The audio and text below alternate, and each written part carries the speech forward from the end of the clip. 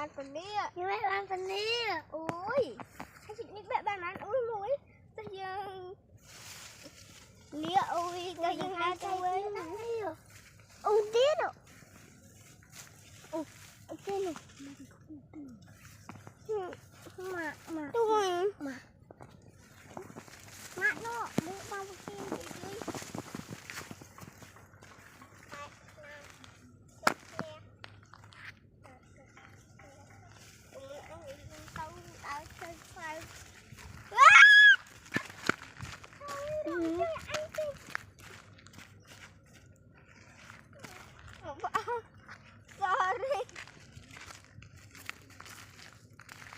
Sorry một ơi.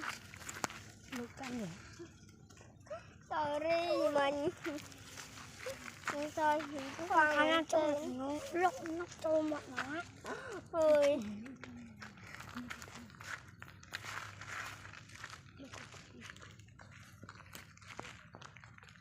Ủa bạn hai bác.